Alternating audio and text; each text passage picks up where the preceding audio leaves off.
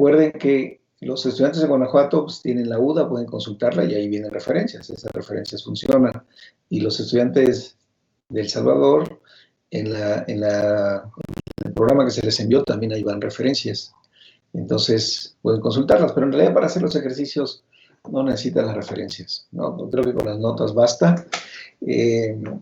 Posiblemente por ahí van a tener que usar el hecho de que los polinomios trigonométricos son densos en las funciones continuas con respecto a la norma L2, pero ya la demostración debe ser obvia, ¿sí? ¿Alguien me puede decir cuál es el argumento? Digo, a lo mejor lo necesita. Si lo necesita, úsenlo, pero la demostración es ya obvia.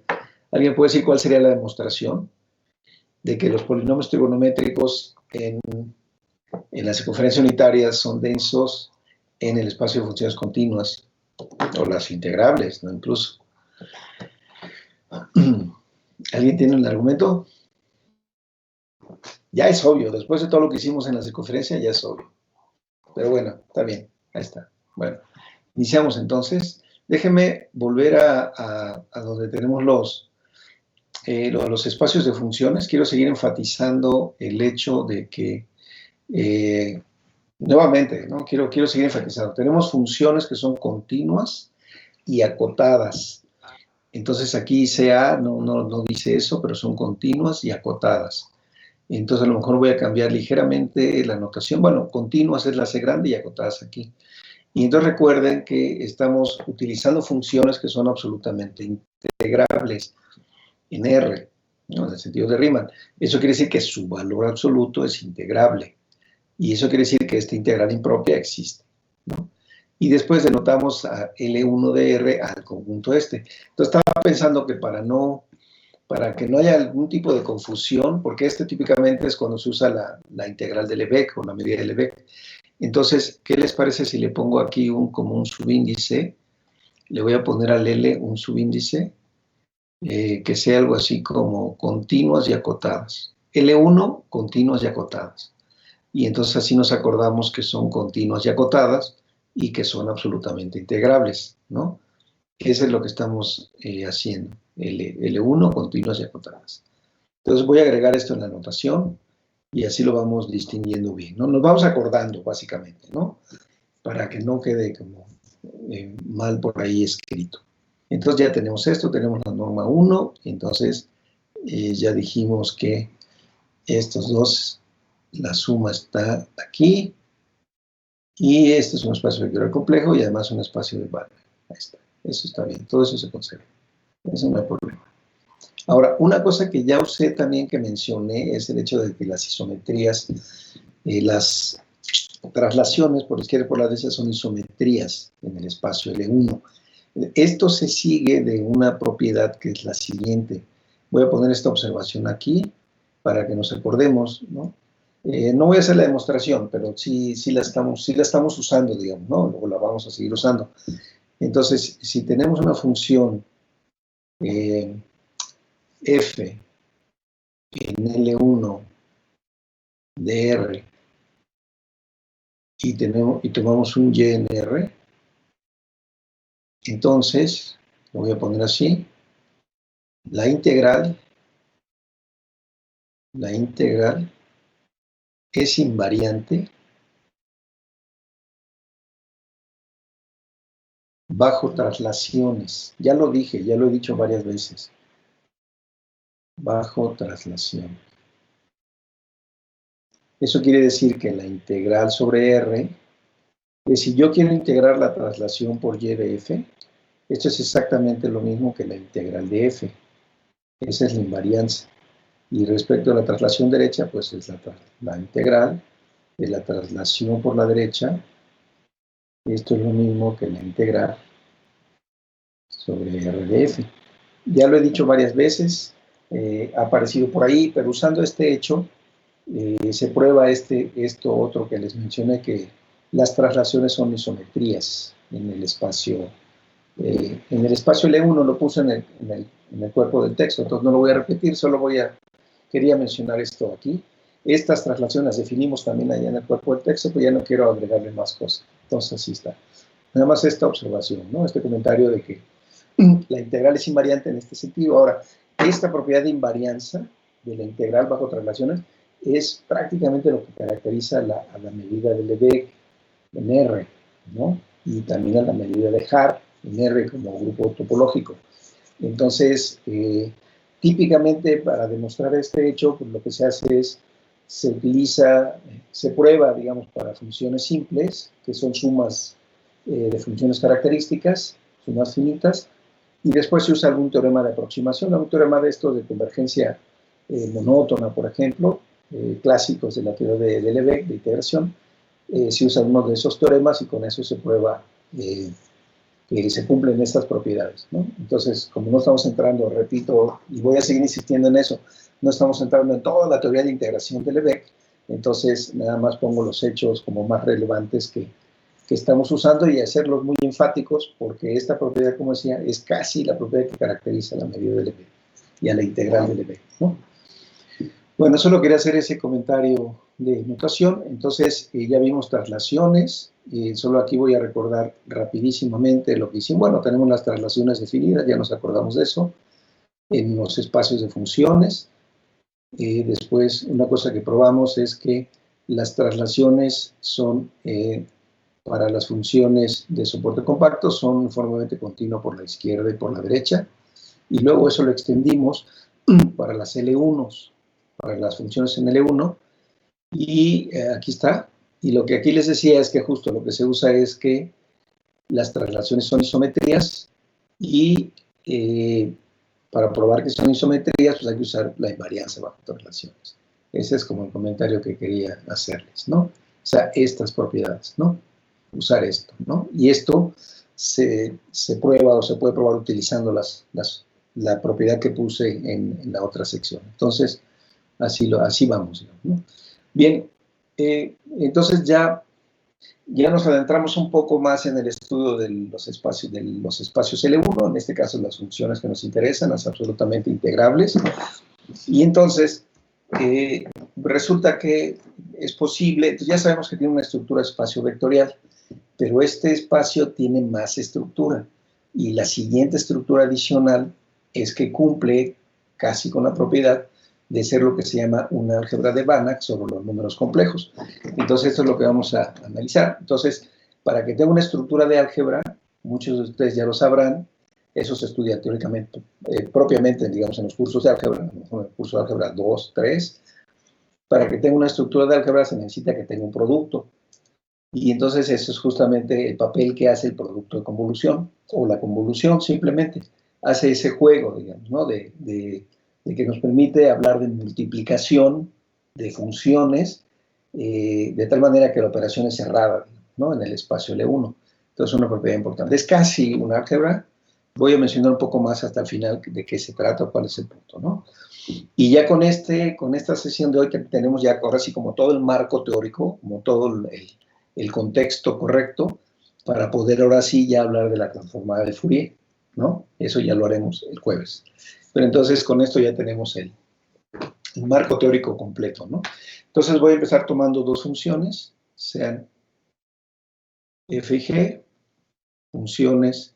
Entonces acuérdense, ya le puse así, L1, continuas y acotadas de R, es así, entonces estas funciones. Y acuérdense también, para que no se sientan mal, lo que les dije también al menos cuando empezamos a hablar de este tema, les dije que usando esta teoría de funciones era casi tener, estaba muy cerca, digamos, de estar de la integral de Lebesgue, ¿no? O sea, es casi, ¿no? Entonces, y mencioné también que un posible tema interesante de proyecto final, o de proyecto intermedio para los otros chicos, es estudiar esa generalización de la integral de Riemann, ¿no? Esa extensión de la integral de Riemann, la cual sí coincide ya con la integral de Lebesgue, ¿no? Pero bueno, ese es un tema que queda por ahí. Entonces, si tenemos estos puntos y tenemos un Y en R, definimos el producto de convolución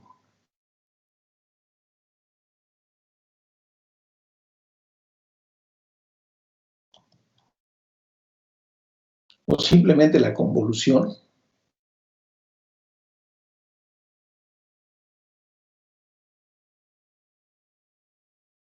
de f y g como Entonces, fíjense, lo que voy a hacer es, voy a definir una nueva función que le voy a llamar f estrella g, entonces este es x, y la voy a definir como, fíjense, voy a tomar la integral igual sobre r, y entonces lo que voy a hacer es voy a trasladar a f por y, así, y luego la voy a multiplicar por g en el elemento trasladado, ¿sí? Por el factor por el que estoy trasladando, ¿sí? Entonces traslado, y acuérdense que esto lo que significa es que tenemos la integral sobre r. Esta traslación pues es simplemente f de x menos y por g de y. Y esto, por supuesto, esto existe, tiene sentido, siempre que la integral sobre r del valor absoluto de esto que están integrando, f de x menos y por g de y, sea finito, ¿no? O sea, que esa cosa sea integrable, digamos, ¿no? Es una manera de decirlo, ¿no? Que sea integrable quiere decir que su valor absoluto, el valor absoluto de esta integral es algo finito. Entonces, como les decía, este es un candidato a ser el producto, digamos, en ese espacio. Ya sabemos que tiene una estructura de espacio vectorial. Este es un candidato para que sea un producto y entonces podemos hablar de que tiene una estructura de álgebra sobre los complejos. Entonces hay que verificar ciertas propiedades de esta función. Entonces, fíjense, yo les doy una función f y g en L1 y lo que les estoy definiendo es una nueva función, esta que está aquí, ¿no? Y esta la estoy definiendo para todo x en R, ¿no? O sea, aquí no tengo ningún x en R. Entonces, observen ustedes la definición. Observen, a mucha gente le gusta pensarlo así, sobre todo desde el punto de vista computacional y de aplicaciones. A mucha gente le gusta pensar que uno toma una función, toma dos funciones, f y g, lo voy a poner por acá. Entonces toma uno de alguna manera dos funciones y digamos que tiene las gráficas, ¿no? O sea, viene aquí la f, ¿no? Digamos, la gráfica de f, y luego por acá voy a poner punto color. Y imaginemos que la gráfica de g está así, algo de ese estilo, digamos, funciones continuas.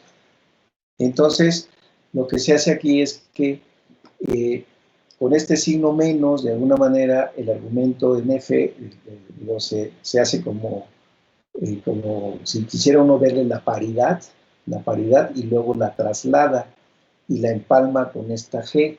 Entonces, al hacer esta operación que está aquí adentro, de alguna manera lo que uno está haciendo fíjense, esta cosa que está aquí lo que hace es, le produce un movimiento a la gráfica.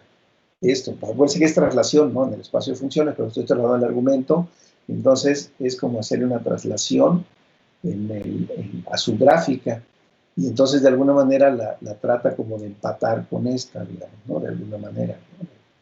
Entonces, empata esta y la gráfica entonces de la convolución sale por aquí, digamos, ¿no? Es otra, ¿no? La gráfica de la convolución sería como otra, una que va como, no sé, algo así, algo de ese estilo. Entonces sería f de convolución con g. Entonces, esto se usa de alguna forma para regularizar funciones. O sea, computacionalmente tiene mucho sentido, o sea, se usa para regularizar funciones. Ustedes pueden empezar, yo aquí estoy pintando dos funciones continuas, porque así es como estamos nosotros partiendo. Es decir, acuérdense que en las continuas tenemos las funciones continuas y luego tenemos las integrables, que es una clase más amplia de funciones. Y luego estarían las Lebesgue integrables, ¿no? Las integrables en sentido Riemann y luego las Lebesgue integrables. O sea, hay como dos pasos más, digamos, hasta arriba para tener la teoría completa de integración. Entonces, nosotros estamos en las continuas, es como un lugar seguro y solo les pedimos la hipótesis de que sean absolutamente integrables. Pero esta construcción se vale para cualquiera de dos funciones medibles en el sentido de Lebesgue. Pues eso puede no tener mucho que ver con continuidad, o sea, pueden ser funciones discontinuas. Y entonces, de alguna manera, esta operación lo que hace es, trata como, es una especie de, como proceso de suavización, digamos, de regularización, ¿no? Es una especie de regularización lo que hace este proceso, digamos, esta aplicación. Y luego, si queremos pensar en la integral como el área debajo de la gráfica de la función, pues entonces lo que tenemos en otros es como esta área, digamos, ¿no? Y ese es lo que está haciendo la cosa esta, ¿no? Entonces, como decía, regularización en el sentido de que uno puede empezar con funciones no necesariamente continuas y terminar con algo que sí sea como algo más continuo, ¿no? Esa es un poco la idea que está de fondo. No vamos a entrar en esos detalles, digamos, ¿no? Que como decía, tienen importancia desde el punto de vista práctico, experimental, entonces tienen su importancia. Aquí lo que observamos también nosotros es que tenemos esta función, es una nueva función en el espacio de funciones, y lo que estoy diciendo es simplemente la traslado, tengo otra función g, y entonces la supero, digamos, ¿no? O sea, en nuestra intuición del espacio de funciones, si yo estoy aquí con L1 continuas acotadas de R, entonces lo que tengo es, yo tengo por acá dos funciones, tengo una función f y tengo una función g, y entonces lo que digo es traslado f, la traslado hasta LYF, y después lo que hago es que estas dos las multiplico, y entonces las mando a un tercer elemento, que es este que está aquí, ¿no? Ese es el efecto de multiplicación, digamos, ¿no? O sea, pues, ¿no? Entre comillas. O no, mejor no lo voy a poner así, lo voy a poner los multiplico, digamos, con el producto de convolución. Está bien, con el producto de convolución, así, ¿no? O sea, a f antes de aplicarle, antes de meterlo a la integral, lo traslado. Y luego comparto esto. Ahora, esta definición es simétrica. Se puede primero trasladar a g y luego multiplicarla por f y calcular la integral. Es lo mismo. De hecho, si ya revisamos ejercicios, viene ahí la noción de producto de convolución para funciones continuas en la circunferencia unitaria. Y ahí yo di la definición al revés, a propósito, digamos, ¿no? La que yo trasladé en los ejercicios fue la g y dejé la f igual, ¿no? Entonces, es lo mismo, tienen las mismas propiedades. De hecho, justo es un producto que va a resultar ser conmutativo. Entonces, esa es parte como del asunto. Bueno, entonces ahí está la convolución. Entonces vamos a ver algunas propiedades. Proposición. Vamos a ver. Si tomo entonces 2 de soporte compacto,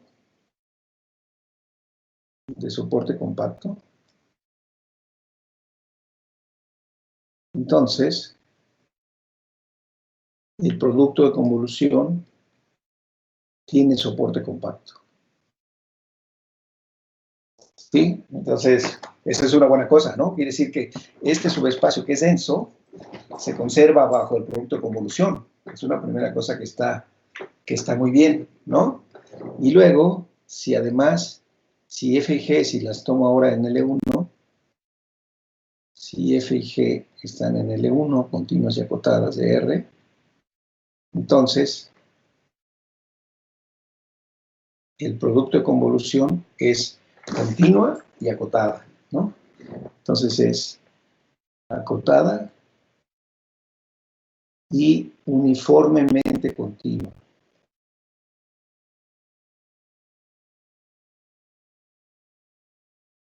Acuérdense, esto es una nueva función, ¿no? La defino para todo punto X, ¿no? Entonces tengo esa definición. Vamos a ver la demostración de esta propiedad. Entonces, primero lo que quiero ver es cuál es la relación entre los soportes, ¿no? Quiero ver que este es el soporte compacto. Entonces quiero ver cuál es la relación de los soportes. Ya sabemos que hemos denotado al soporte de F como sob de F, al soporte de G como sob de G, y entonces lo que quiero es ver dónde está definida esta función, ¿no? Y entonces esta función, por definición, lleva una integral, depende de X, pero entonces depende de esta expresión que está aquí adentro, del integrando, ¿no? Y esta variable que está aquí, pues es x menos y. Para poder evaluar que esto sea diferente de 0, pues esto tiene que estar en el soporte, ¿sí? X menos y tiene que estar en el soporte de f, para que eso sea diferente de 0. Y y tiene que estar en el soporte de g, para que este producto sea diferente de 0. Entonces,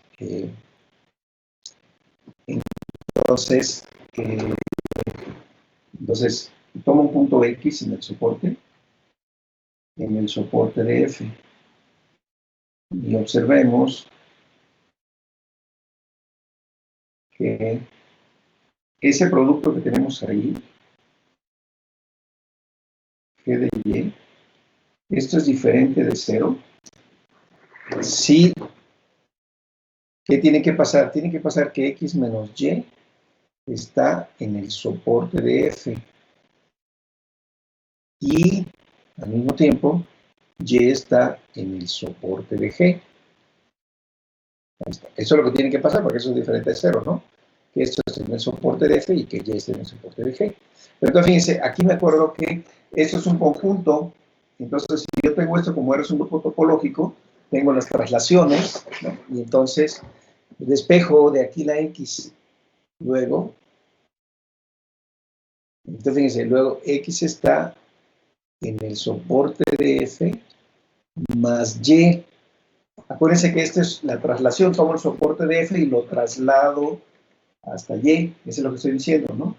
Lo que estoy diciendo entonces es que esto es una vecindad de x. Entonces, para que esto sea diferente de cero, es decir, x bueno, ya está en el soporte y eso quiere decir que x está en esta vecindad, ¿no? Aquí tengo esta vecindad. Y al mismo tiempo, y tiene que estar en el soporte de g, y eso es para toda y.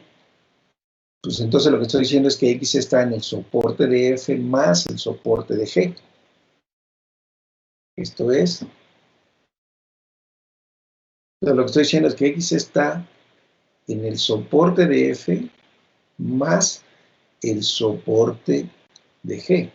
Pues esto es justamente así, ¿no?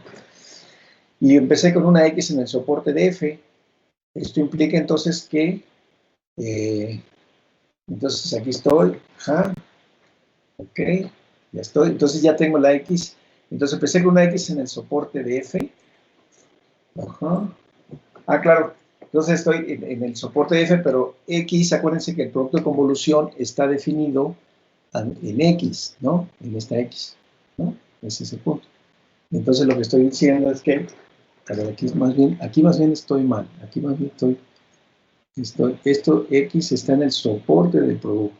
Ahora sí está bien, ahora sí está bien. Este es el soporte del producto de convolución. Pues sí, quiero probar algo sobre el soporte del producto de convolución. Entonces tomo un punto, ¿no? Ahí evalúo el producto de convolución. Para que el producto de convolución sea diferente de cero, tiene que pasar que este integrando sea diferente de cero. Entonces ya se sigue todo el razonamiento. Entonces lo que estoy diciendo es que x está en el soporte de f y más el soporte de g, y por lo tanto el soporte del producto está contenido aquí. Por lo tanto, el soporte del producto de convolución está contenido en el soporte de f más el soporte de g. Y estos son compactos, ¿no? Entonces, estos dos compactos, esto que está aquí es compacto y por lo tanto esto es compacto, ¿no? Está contenido, es un cerrado contenido en compacto, ¿no? Por lo tanto, esto y sob de f por g es compacto. Ahí está, ¿no? Entonces, empiezo con un punto en el soporte, veo qué es lo que tengo, despejo simplemente y me queda que el soporte del producto está contenido en este compacto y por lo tanto este es compacto. Ya está. Lo siguiente que quiero ver es que si ahora yo tomo dos f's, acuérdense, estas son continuas acotadas, ¿no? Y están en L1, son absolutamente integrables. Entonces ahora, si yo tomo estas dos continuas y acotadas, L1, entonces, pues quiero estimar el valor absoluto, ¿no? F producto de convolución con G. En X, ¿no? Eso lo quiero estimar. Esto lo quiero estimar. ¿Sí? ¿Qué cosa es esto?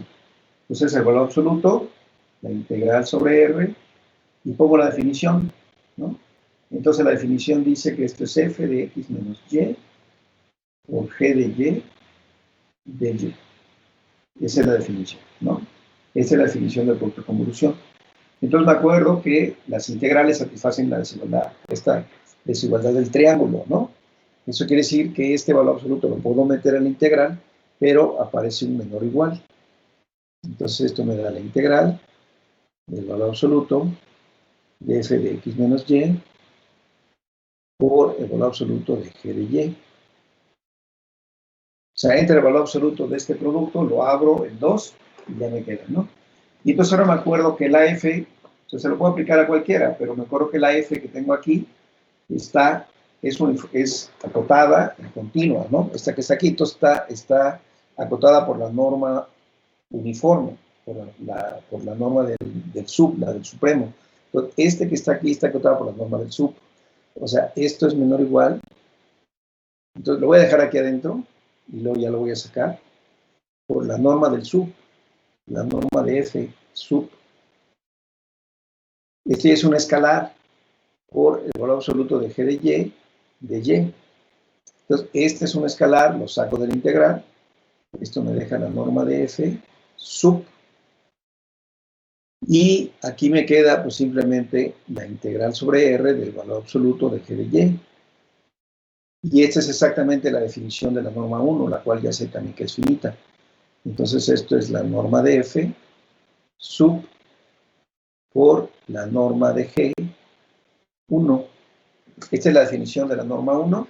Esta es la norma sub. Entonces el valor absoluto de F siempre está acotado por la norma sub, que es el supremo, ¿no?, de todos los valores posibles que estoy tomando ahí. Entonces siempre está acotado, ¿no?, por la norma sub. Saco el sub y ya tengo esto. Entonces lo que estoy diciendo es que si tomo dos funciones en L1 continuas y acotadas, entonces el producto de convolución es acotado. Por lo tanto, este producto de convolución es acotado. Ahora, lo que dice el enunciado del resultado es que es acotado y es uniformemente continuo. Como función, es uniformemente continuo. Vamos a probar esto. Entonces, para probar que es uniformemente continua, pues tomamos dos puntos, ¿no? Sean X. Entonces, sean XZ, dos puntos en R cualesquiera, ¿no? Tomo dos puntos cualesquiera en X, en R. Luego, ¿qué quiero probar? Quiero probar continuidad uniforme de esta función. Entonces lo voy a poner por acá. F convolución con menos F convolución con G evaluado en Z. Y quiero calcular su valor absoluto. Entonces, fíjense, esta es una función, la evalúo en X, en un punto. Tomo otro punto Z, esto lo evalúo. Entonces quiero ver cuándo esto está acotado uniformemente, ¿no? O la norma, acotado a la norma uniforme, en la norma uniforme. Entonces quiero ver que esto es acotado, ¿no? Básicamente. Entonces lo pongo en la definición. Entonces, ¿esto qué cosa es? Esto es el valor absoluto, lo voy a poner todo, la integral sobre R. Entonces acuérdense, esto es f de x menos y, g de y, menos la integral sobre R de f de z menos y por g de y. O sea, la variable y no cambia, ¿no? Estoy trasladando por el mismo factor, lo que estoy diciendo. Entonces aquí dentro de esta integral agrupo las dos primeras, o factorizo la última si quieren. Entonces tengo valor absoluto. Entonces, ¿qué me queda? Me queda f de x menos y menos f de x menos z, z menos y. X de z menos y. Entonces, estos, y aquí tengo g de y, y eso está todo en el valor absoluto, ¿sí? Ahora, uso la desigualdad de triángulo otra vez de los valores absolutos. Esto es menor o igual que la integral, valor absoluto de este, f de x menos y, menos el valor absoluto, menos f de z menos y, por el valor absoluto de g de y, así, ¿no? Entonces me queda esta aquí. Y ahora lo que observo es que esta expresión que tengo aquí la puedo expresar como una diferencia entre dos traslaciones por la derecha, ¿no? El que tiene el valor positivo es x y aquí es z. Entonces, esto es lo mismo, yo lo puedo expresar así, como la integral sobre R. Entonces dice, esta parte que está aquí, lo voy a poner como la traslación por la derecha por X de F evaluado en menos Y, menos la traslación por la derecha de F y Z evaluado en menos Y, por el valor absoluto de G de Y. Entonces dice, esto que está, este paso es una identidad, ¿no? Es decir, no hice nada. O sea, lo único que hice es decir, observo que F está trasladado por la derecha con X y F está trasladado por la derecha con Z. Y ahora me acuerdo de lo que probamos la vez anterior, que la traslación por la derecha es uniformemente continua. Esta es uniformemente continua, ¿no? Entonces, estos valores que están aquí van a estar acotados uniformemente por la norma uniforme, ¿sí? Y eso se vale, como están en L1, dijimos que eso se vale en L1. Entonces esto es menor o igual, fíjense, que la integral sobre R de la norma de RXF menos RZF. La norma 1, ¿no? Por el valor absoluto de G.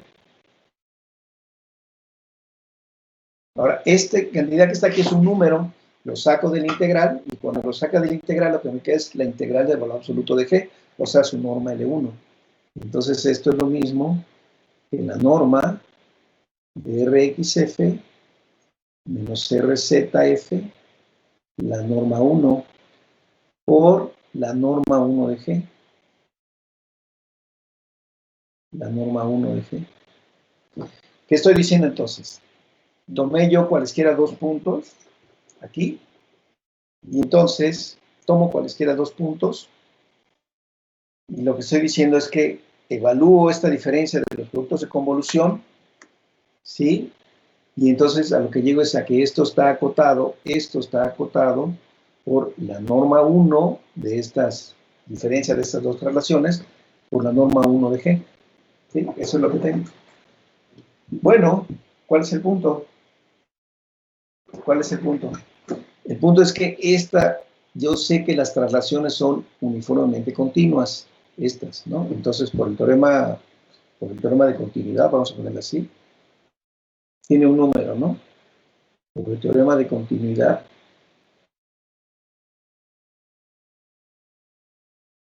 la función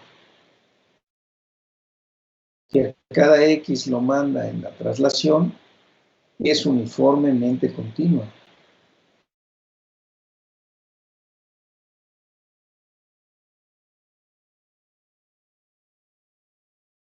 Eso quiere decir que esto lo voy a poder acotar por un épsilon. Hay un épsilon aquí con el que voy a poder acotar esto uniformemente, precisamente porque la traslación es uniformemente continua. En L1, ese fue el último teorema que enuncié la vez pasada, ¿no? Entonces, ese es uniformemente continuo. Bueno, entonces doy un épsilon positivo. Entonces yo doy un épsilon, ¿no? Ahora, por la continuidad uniforme, entonces fíjense, yo quiero dar un épsilon que me sirva para acotar estas diferencias, ¿no? Estas diferencias. Quiero probar que es uniformemente continuo, o sea, quiero decir que esto, lo único que tengo que verificar es que X y Z están arbitrariamente cerca, ¿no? Nada más, no es otra cosa, ¿no? La vecindad del delta no depende de los puntos, ¿no? Entonces, por continuidad uniforme,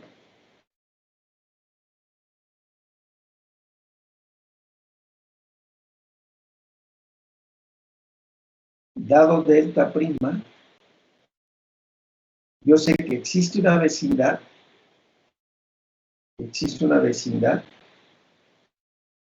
la hemos tomado simétrica, así la construimos, digo, es una vecindad suficientemente pequeña, simétrica, B de 0 en R, tal que si Z menos X está en B, o sea, si Z está arbitrariamente cerca de X, entonces esta diferencia que está aquí la hago arbitrariamente pequeña. Entonces esta norma, por continuidad uniforme, norma 1, esta norma 1 es menor o igual que el epsilon primo, ¿no? Ahí está. Eso es lo que estoy diciendo, ¿no? Entonces, por continuidad uniforme, yo me tomo, dado este epsilon prima, y yo tengo que se cumple esta propiedad, ¿no? Esta es igual. ¿Qué hago? Pues hago epsilon, fíjense, lo que yo quiero es aquí meter un epsilon, solo estas diferencias, yo quiero acotar estas diferencias por epsilon, pero estas diferencias las tengo acotadas por eso, entonces aquí tengo ya un epsilon prima y tengo la norma 1, pues simplemente hago el truco de siempre, haciendo epsilon igual a epsilon prima sobre la norma 1 de G, ¿sí? Concluimos que entonces estas diferencias de las Fs con el producto de convolución en X menos F producto con G en Z es menor o igual que epsilon siempre que Z menos X esté en B. O sea, si Z está literalmente cerca de X, entonces estas diferencias, el valor absoluto de estas diferencias es menor o igual que epsilon.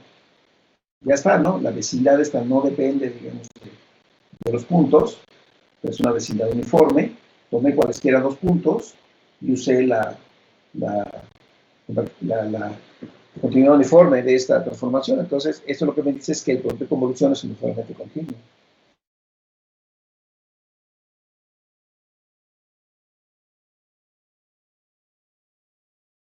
Uniformemente continuo.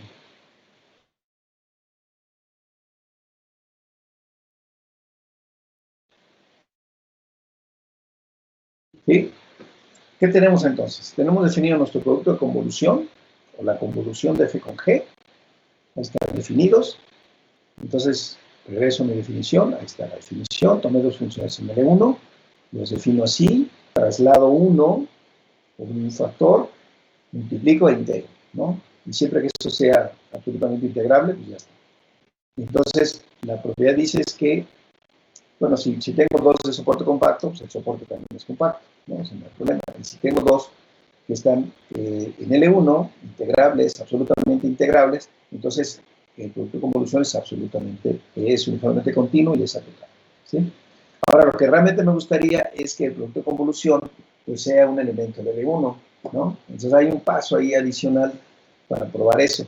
Entonces, voy a poner ese enunciado, les pido que me lo crean, o sea, nada más tengo ahí como unos detalles con la demostración. Si uno lo hace usando la medida de Lebesgue es relativamente sencillo, pero como aquí estoy haciendo ajustes, entonces hay que hacer ahí unos ajustes. Pero créanme, esta proposición la voy a usar y luego voy a poner la demostración, la voy a poner en las notas, ¿no? Proposición. O sea, básicamente lo que queremos concluir es que si yo empiezo con dos funciones, si f y g están en L1, continuas y acotadas de R, entonces el producto de convolución también está ahí. Eso es muy importante, ¿no? Quiere decir que el producto es cerrado, ¿no? O la operación es cerrada, o el espacio es cerrado bajo la multiplicación. Eso es lo que quiere decir esto. Entonces, esto es muy importante. Y además, una cosa que sale también como consecuencia de esta invarianza de la integral, además, la norma del producto de convolución, como ya dije aquí que está en L1, pues entonces la norma 1 resulta ser menor o igual que la norma de F1 por la norma de G1. Y esa es la propiedad que caracteriza las álgebras de Banach, ¿no? Esta propiedad es la que las caracteriza, básicamente. Entonces, a ver, voy a poner el teorema como un resumen y voy a hacer una demostración del teorema y las demás se las dejo y ahora vamos a ver por qué. Entonces, lo que quiero poner aquí es, en el teorema es que L1, continuos y acotadas de R, es un álgebra de Banach. Y ahora explico qué es esto, ¿no? Palabrita dominguera. Es un álgebra de Banach sobre los complejos. Esto es lo que ya sabemos. L1 de R es un espacio vectorial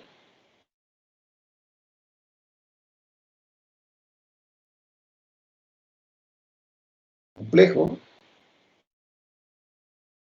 y el producto satisface las siguientes propiedades.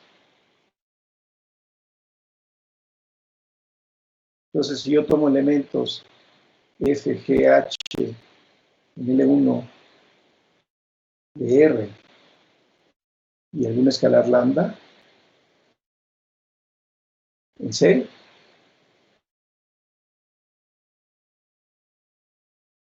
entonces esta cosa satisface, le voy a poner así, álgebra de Banach 1 es conmutativa. O sea, F por G es igual a G por F. 2 es asociativa. F por G por H es igual a F por G por H. Es asociativo. El producto, ¿no? El producto es asociativo, es conmutativo. A3 es bilineal. Bilineal. Bueno, ¿qué quiere decir eso? Quiere decir que F, producto G más H, es F por G más F por H. Del otro lado, F más G por H es F por H más G por H. Entonces satisface estas propiedades. Y los escalares, lambda F por G es lo mismo que lambda F por G y es lo mismo que F por lambda G, ¿no? Entonces sacan los escalares, donde quiera que estén los escalares aquí, los sacan, este producto, ¿no? Y además, para que sea álgebra, A4 satisface la propiedad de la norma, es semimultiplicativa se le llama, pero bueno, no importa, no le voy a poner nombre a este, que es la que ya dijimos, 1 es menor o igual que el producto de F por el producto de la norma, ¿no? Entonces, ahora vamos a recapitular. Lo que ya sabemos es que L1 es un espacio vectorial, eso ya lo sabemos, ¿no? Ya lo habíamos dicho, ¿no? Es un espacio vectorial, tiene una norma. Entonces, para que sea una álgebra de Banach sobre C, en la literatura le llaman C-álgebras de Banach, lo que se necesita es que aparte de la estructura de espacio vectorial tenga una estructura de álgebra. Y para que tenga una estructura de álgebra necesita una multiplicación. Entonces, esa multiplicación tiene que cumplir estos axiomas, que es asociativa, que es conmutativa, que es lineal, y entonces hasta ahí es una álgebra, ¿no? Que satisface las propiedades estas. Y para que ya sea lo que se le llama una álgebra de Banach, pues entonces tiene que cumplir esta propiedad de las normas, ¿no? Además un espacio completo, ¿no? Normado completo. Entonces, y además satisface esta propiedad de las normas, ¿no? Entonces vean toda la cantidad de información que tiene. Hay un punto fino aquí, es un punto sutil, que normalmente para estas álgebras conmutativas se les pide que tengan un elemento unitario. Esta álgebra no lo tiene, no tiene un elemento unitario. Voy a comentar de eso al final de la sesión. Pero no tiene un elemento unitario. O sea, no hay un 1, no hay una función 1 que haga el papel de que f explica por esa función me dé la misma función, ¿no? No, eso no lo tienes. Voy a mostrar la asociatividad, solo para hacer un ejercicio, digamos, el día de hoy, y las demás se las digo a ustedes, es esencialmente lo mismo, meter la definición con la integral, hacer cambios de variable, básicamente, y hacer esto.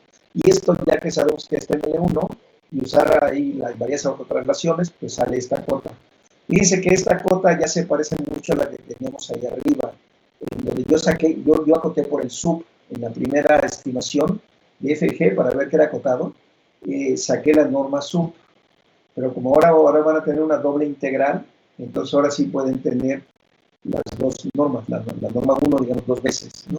Por cierto, hay que usar el teorema de Fubini, de algún lado, ahora mismo lo vamos a usar, y entonces la invitación es a que recuerden qué significa o cuál es el contenido del teorema de Fubini.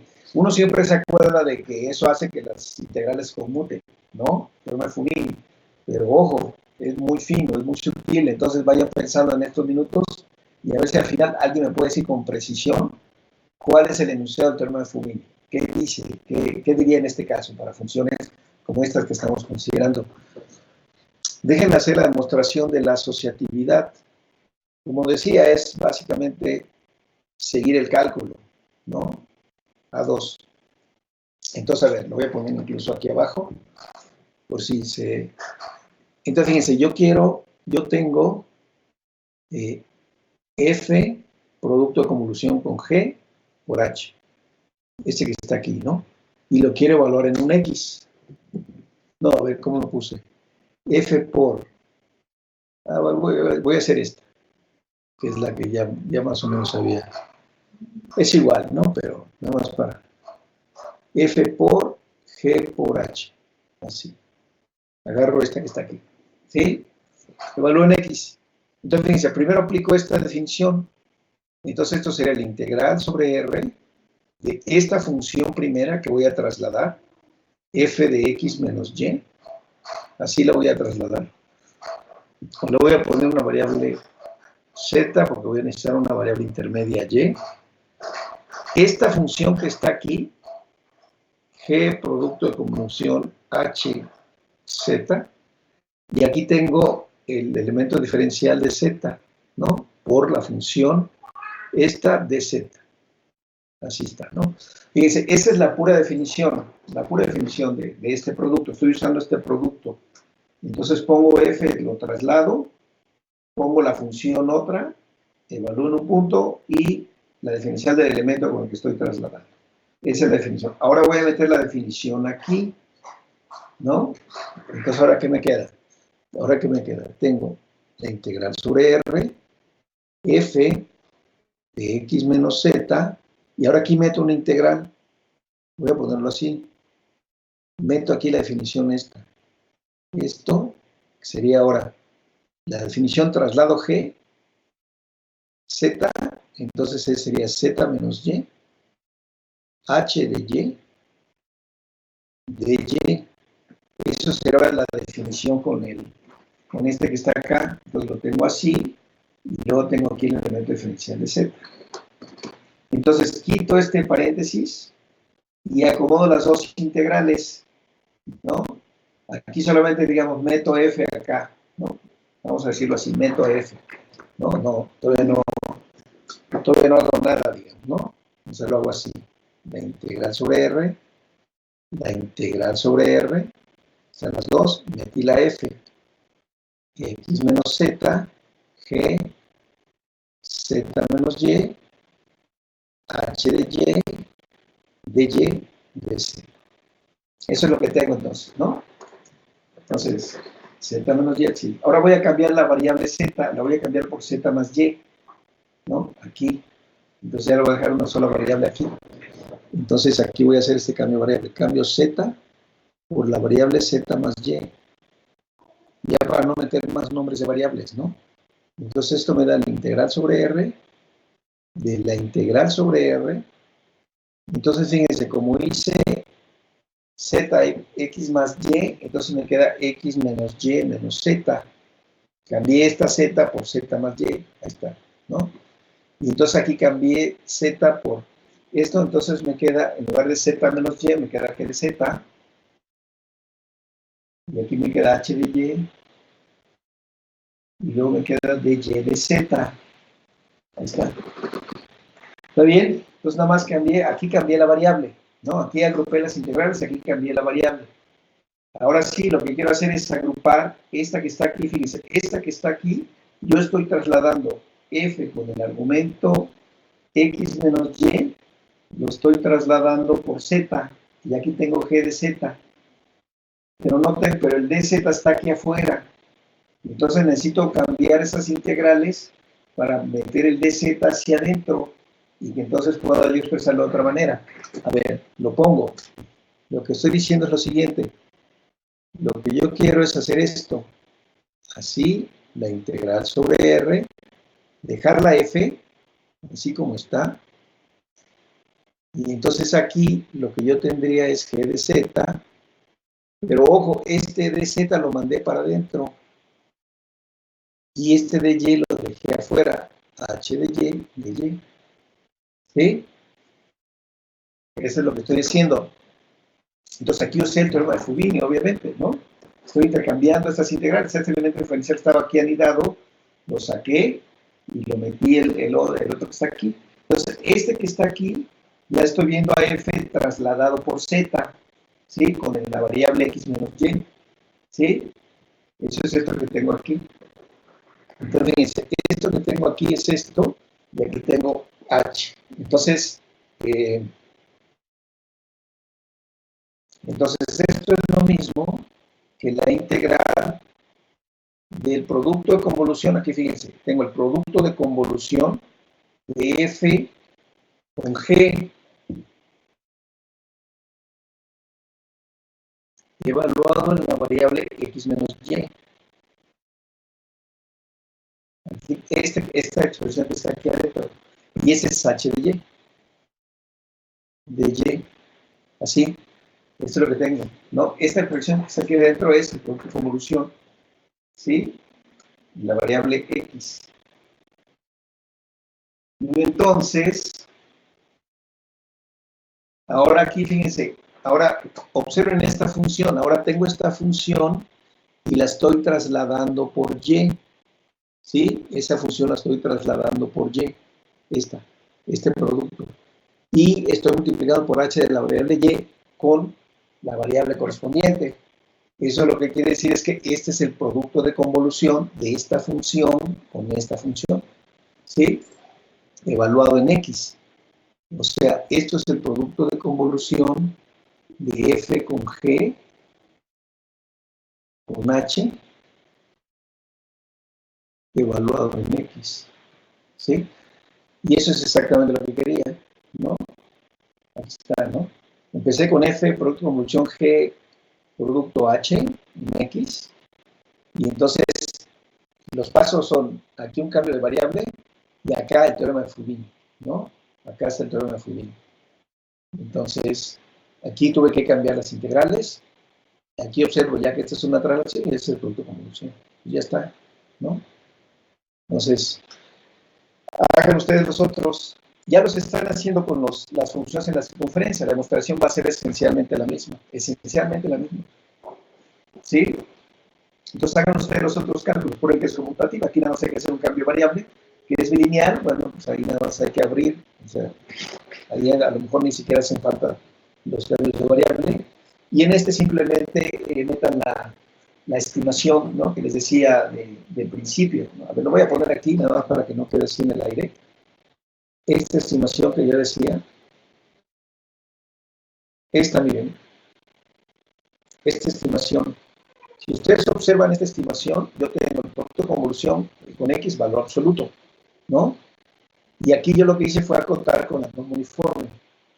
Si ustedes no acotan la norma uniforme, cuando hago en la otra, cuando van a calcular la norma, tienen que meter otra integral acá atrás. Entonces viene una integral más, es como la integral de esto. Sería la integral de esto, o sea, valor absoluto, la integral, aquí les queda una doble integral.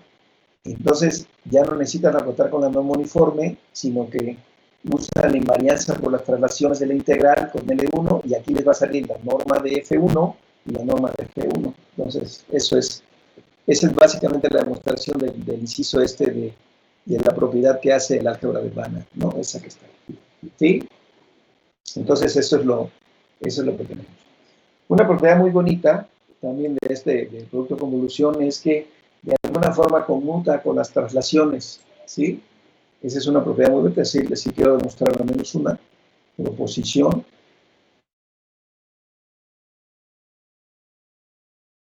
Entonces, fíjense, yo tomo dos funciones en L1, continuas y acotadas de R, y tomo un elemento y en R.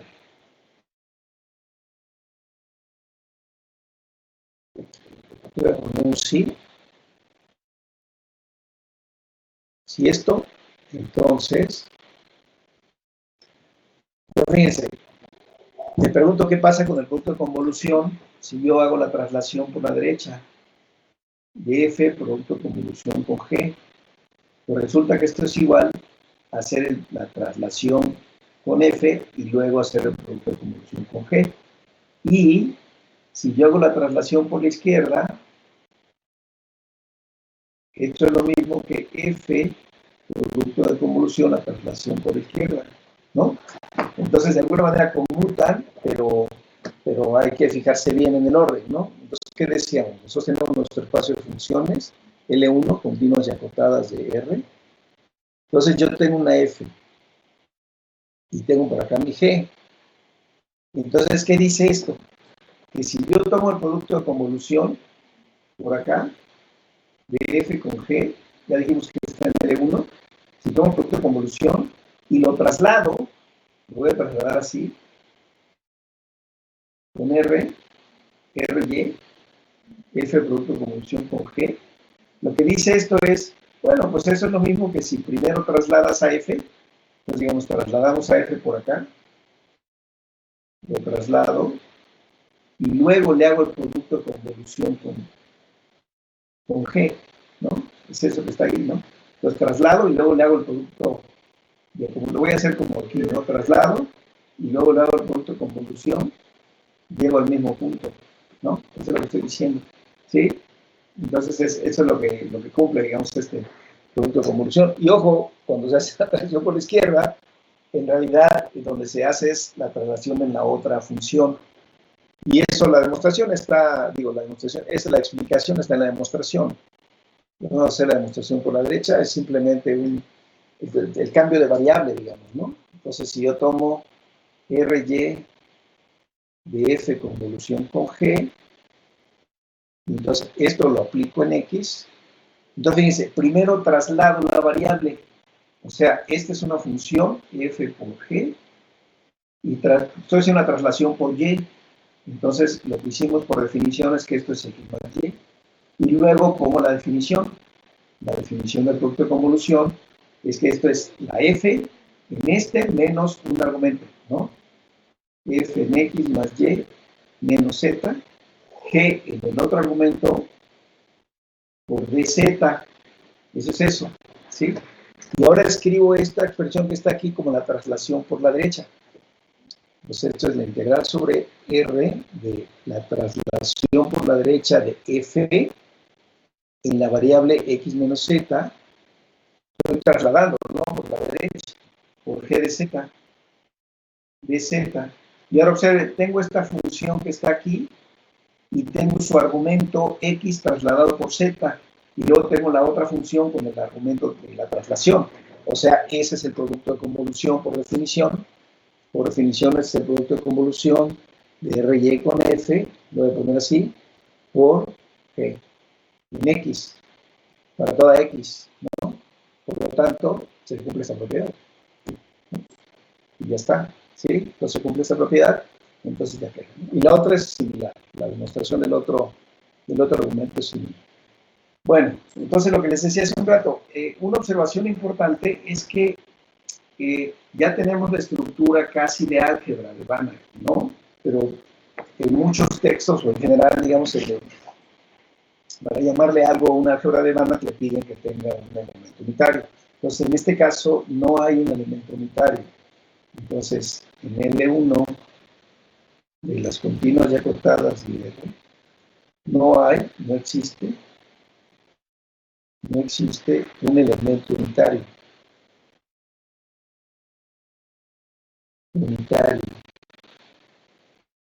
No existe, y eso es muy importante, ¿no?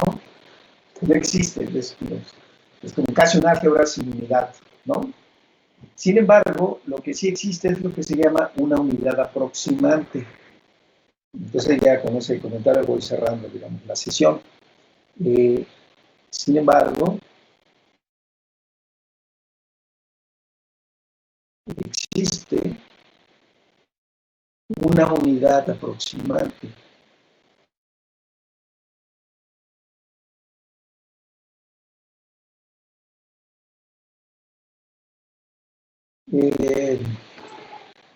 Bueno, una unidad aproximante. en L1. Entonces, esto lo podemos decir de la siguiente manera. Yo voy a poner esta proposición que ya no demostramos, pero la vamos a, solo la comento, digamos, ¿no? Entonces, dado un épsilon positivo y f, una función en L1 de las continuas y acotadas de R, así, existe una vecindad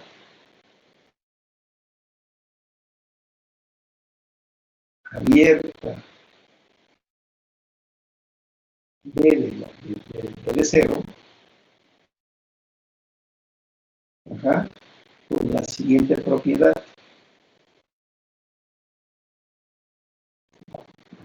Con la siguiente propiedad.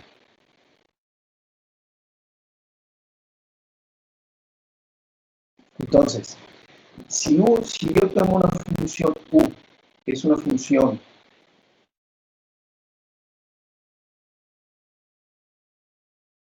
que no es negativa, o sea, U es mayor que 0, que no es negativa. Esto quiere decir U mayor que 0. ¿Sí? Que se anula afuera de esa vecindad B. U se anula. Voy a poner así entonces, como para que quede más claro. Si, primera propiedad, U es una función que no es negativa, ¿no? Obviamente, en R. U se anula fuera de B. ¿Sí? Entonces está B es un abierto, entonces fuera de B U vale 0, idénticamente 0, ¿no? Entonces se anula. Y además, la integral sobre todo R, pues evidentemente solo voy a estar integrando en el interior de B, ¿no? Entonces la integral sobre todo R de U es igual a 1. ¿Sí? Voy a poner así. U de X.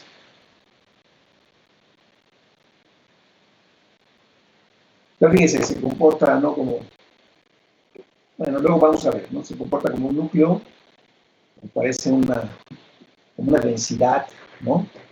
Entonces, fíjense, tenemos una función en L1, yo lo especifico un épsilon, y entonces lo que digo es, si existe una vecindad abierta con esta propiedad de que tengo una función que no es negativa, esa función se anula fuera de esa vecindad y la integral sobre todo el espacio ambiente es 1, entonces la norma de f por u menos f, la norma 1, es menor que epsilon, ¿no? ¿Sí? Entonces lo que estoy diciendo es, estamos en el espacio de funciones, en L1, continuas y acotadas de R, yo tomé una F y tomé una U por acá, una U por ahí. Le hice el producto de convolución, entonces fíjense, le hago el producto de convolución y lo que estoy diciendo es que cae muy cerquita de F. Si yo aquí tengo la epsilon, la vecindad del radio epsilon, aquí alrededor de F, entonces lo que quiere decir es que el producto de convolución de F con E, con la, bueno, E o U, aquí le puse E por la identidad, pero es U, F con U, queda muy cerquita de F. No es igual a F. Si fuera igual a F sería una identidad, ¿no? Así como lo puse por la derecha. Y uno se pregunta si tiene una identidad por la izquierda, ¿no? Pero no es igual a F. Está arbitrariamente cerca de F en la norma 1. Eso es lo que dice eso que está ahí. Entonces, si bien no existen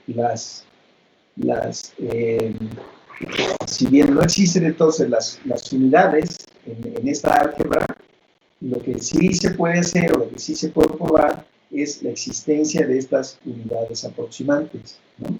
Entonces, en este sentido, ¿no? En el sentido que se van aproximando o se aproximan arbitrariamente a este conjunto, ¿no?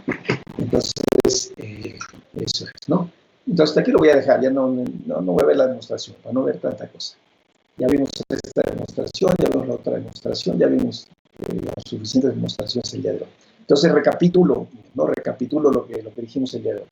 Entonces, L1 Entonces ya sabemos que es un espacio vectorial. Es un espacio normado, es un espacio vectorial normado, y es lo que se llama un espacio de Banach. O sea, es toda sucesión de Cauchy converge, es decir, que L1 es completo con respecto de la norma. La norma 1, la norma 1. Hasta ahí, eso es por un lado.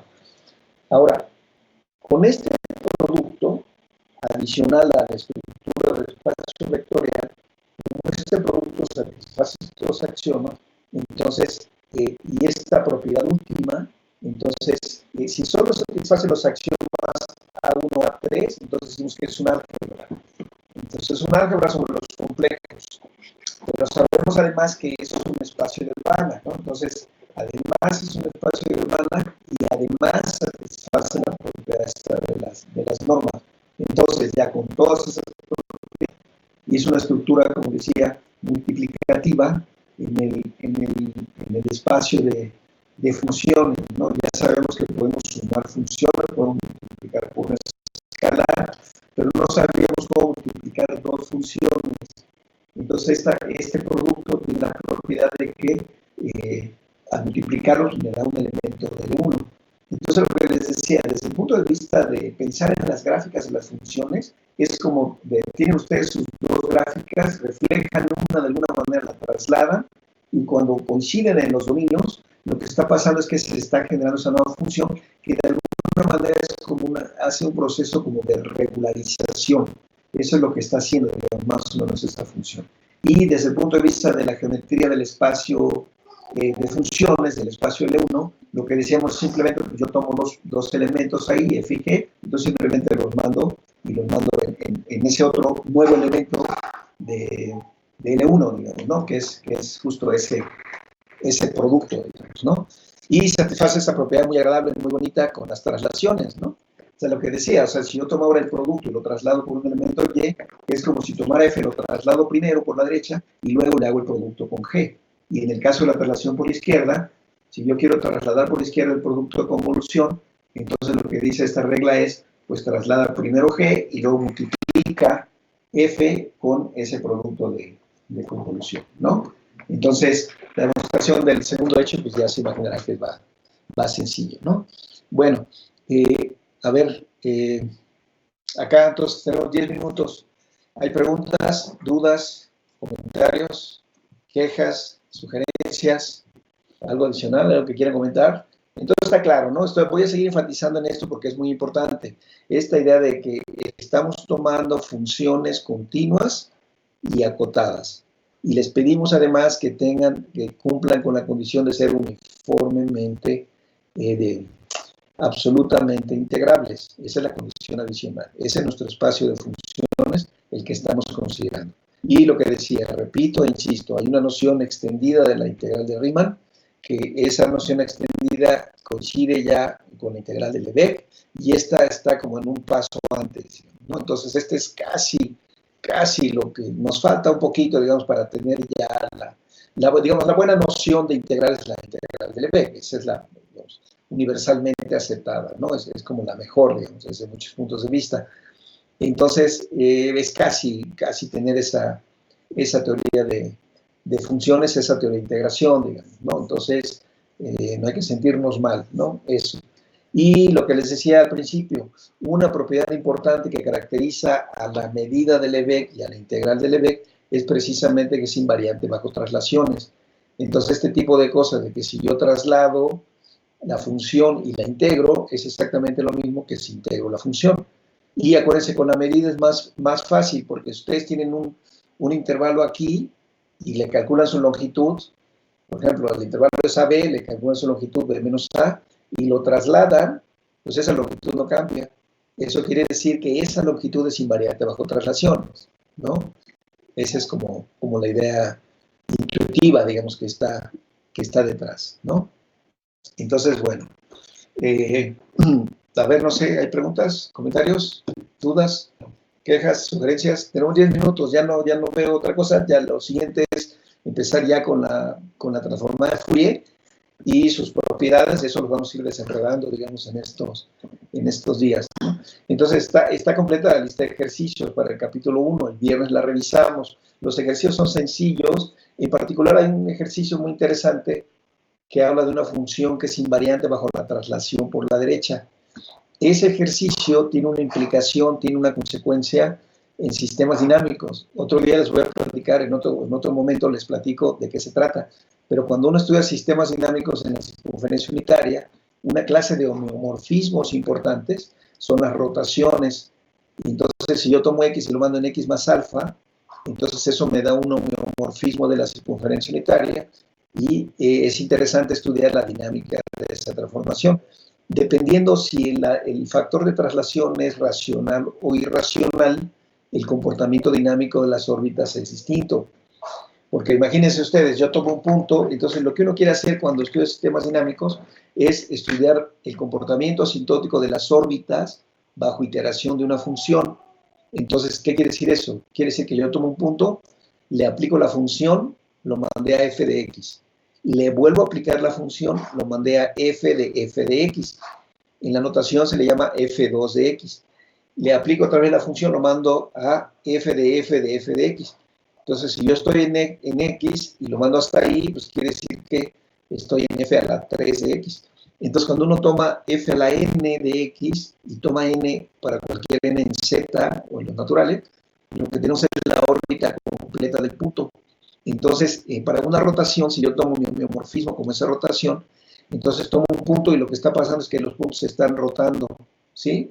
Entonces, la naturaleza aritmética del elemento de factor de traslación o de rotación juega un papel muy importante. Por ejemplo, el teorema de clasificación es el siguiente. Si ese número de traslación es racional, entonces todas las órbitas van a ser periódicas, se van a cerrar. Entonces yo voy trasladando y en algún momento eventualmente van a llegar al mismo punto, al punto de inicio. Entonces, si el factor S de traslación es racional, todas las órbitas son periódicas, ¿sí? Y el periodo es uniforme, ¿no? Eso es. Y si ese factor es irracional, entonces todas las órbitas son densas en la circunferencia unitaria. Todas las órbitas son densas en la circunferencia unitaria. Entonces, ese es el teorema de clasificación, digamos, ¿no? Entonces o las órbitas son discretas, finitas, o las órbitas son infinitas y son densas. El ejercicio que puse por ahí, que les dice que si tiene una función que es invariante bajo la traslación, lo que dice es que si esa función es de cuadrado integrable y además es invariante bajo una traslación, esa función es constante. Eso se llama el teorema ergódico. Es un teorema muy importante de sistemas dinámicos que se llama el teorema ergódico. Lo que quiere decir es que la traslación es una transformación ergódica. Eso es lo que quiere decir. Entonces, desde el punto de vista dinámico, la traslación tiene mucha riqueza. Todas las órbitas son infinitas, todas las órbitas son densas, o sea, satisface esa propiedad de minimalidad, y además la traslación es una transformación ergódica. Es una propiedad importantísima de esa traslación. Eso es lo que dice ese ejercicio. Y lo más increíble es que lo podemos resolver o lo podemos hacer utilizando simplemente la herramienta que ya tenemos, ¿no? Que es tener las series de Fourier, igualar los coeficientes, y ya les estoy diciendo cuál es la idea de la demostración, pero es muy sencilla, ¿no? Por unicidad de la serie de Fourier, comparan coeficientes, ya saben que la exponencial compleja es 2πn periódica, entonces, pues ya está, ¿no? O sea, con eso hacen ese ejercicio que les digo, tiene implicaciones dinámicas importantes para la dinámica de una rotación, ¿no? Entonces, bueno, ese podría ser otro proyecto interesante, ¿no? El proyecto final, estudiar la dinámica de transformaciones en la circunferencia unitaria, por ejemplo, ¿no? Entonces, yo tengo por ahí escritas unas notas de dinámica en grupos abelianos compactos, entonces podría ser un ejercicio muy interesante, un tema, un proyecto muy interesante y muy bonito, ¿no? Para proyecto final. Entonces, si no hay comentarios, si no hay dudas, si no hay preguntas, les comento. Les decía la vez anterior que ya pueden también ir empezando a pensar en sus proyectos finales, posiblemente. Los de Guanajuato, su proyecto final, los de El Salvador va a ser su proyecto intermedio, y acuérdense que en El Salvador seguimos al curso 2 de análisis armónico. Ahí vamos a ver esta teoría que estamos viendo, la vamos a ver sobre grupos abelianos localmente compactos, y vamos a ver si en Guanajuato seguimos con ese ritmo también. Ya veremos eso. Pero entonces, lo que les decía, hay muchas posibilidades para proyectos. Referentes al capítulo 1, les mencionaba que un proyecto podría ser estudiar convergencia de series de Fourier. Hay muchos tipos de convergencia. Nosotros estudiamos uno solamente, ¿no? El de convergencia en L2 y su relación con convergencia uniforme. Pero hay desde convergencia puntual, en promedio, en fin, hay muchos tipos de convergencia. Ejemplos, contraejemplos, o sea, hay una gran cantidad de cosas en el desarrollo teórico que da para muchos temas de proyectos finales. Se puede hacer la aplicación, por ejemplo, de la ecuación del calor, que sería como la ecuación del calor en dimensión 1, eso podría ser también un proyecto interesante. Ahora que menciono esto de la rotación, ese es otro proyecto que puede ser interesante, estudiar dinámica de homeomorfismos en grupos abelianos compactos en general, o bien focalizarlos en el círculo. Ya en el círculo es una teoría extensa que desarrolló Henri Poincaré por allá de 1881-85. Entonces introdujo un invariante de conjugación para homeomorfismos del círculo. Entonces es una teoría muy interesante, eso en el círculo, o lo pueden estudiar, como les decía, en grupos abelianos compactos, digamos, ¿no? Que más o menos se traduce de la misma manera y es muy parecida la teoría, digamos, el desarrollo teórico es más o menos parecido a ese caso. Entonces ese es sería otro caso, ¿no? Repito lo que dije al inicio a propósito que comentaba lo de las referencias. En la UDA que está aquí en la libreta, pues ahí hay referencias, y en la guía que mandé también allá para los estudiantes de El Salvador, también ahí vienen algunas referencias.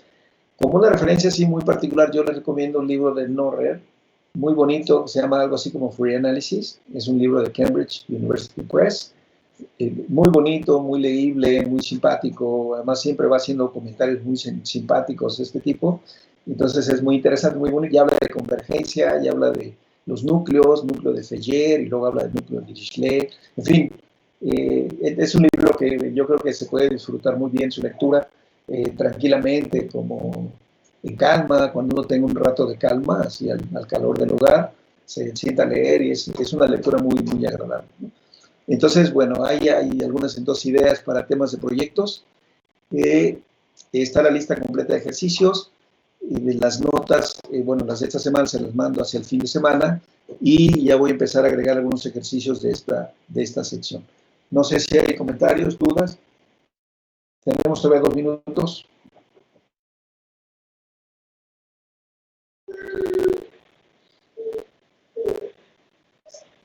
¿No? ¿No hay comentarios, dudas? Una pregunta. Sí, Mario. En el último resultado, la función u que mencionaba, ¿se puede ir modificando o más bien sería como una familia de funciones que me permiten ir acercándome más a la f mediante el producto de convolución? Sí, eso es posible. Eso es posible. Luego mucho de algunas de estas funciones que se llaman núcleos sirven para eso. Eso podría ser también un tema interesante de estudio, digamos, ¿no? Como ir más a profundidad, ¿no? Yo aquí nada más les di como este resultado así como un solo resultado, es decir, pueden encontrar una U y entonces esto, ¿no? Pero la pregunta de Mario tiene sentido, ¿no? ¿Puedo encontrar más? ¿Puedo irme aproximando más? ¿Cuál es en qué sentido de convergencia? ¿No? Ahí estamos en L1, por supuesto, pero uno puede hacerse más preguntas. O cómo construirlas, por ejemplo, ¿no? Ahí se postula la existencia, ¿no? De una vecindad y estas funciones. ¿Cómo se pueden construir? ¿Cómo se hacen? ¿No? Entonces, hay todo un desarrollo teórico también sobre eso, ¿no? Entonces, sí, muy bien, gracias, Mario. Sí. Gracias. Bueno, no sé. ¿Cómo se llamaba el libro? El autor se apellida Norrer, es un apellido raro, es como K-N-O con diéresis, R-E-R, Norrer, algo así. Okay. Es un inglés, me parece que está en Cambridge. Entonces, sí, se llama, y creo que se llama así Fourier Analysis. Si no, déjenme buscar bien con precisión la referencia y mejor la pongo ahí en las. Por cierto, otra cosa, cuando yo les mando un mensaje, ustedes reciben inmediatamente la notificación. ¿Alguien que me diga?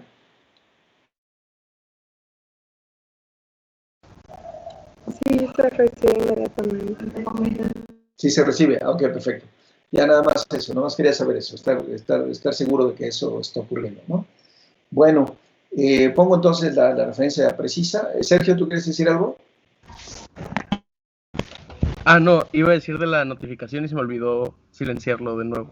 Bueno, muy bien, excelente.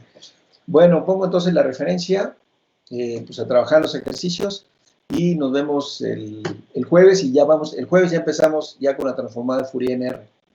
Bueno, muy bien, pues nos vemos, pásenla bien. Hasta el jueves. Nos vemos. Hasta el jueves. Todos. Adiós.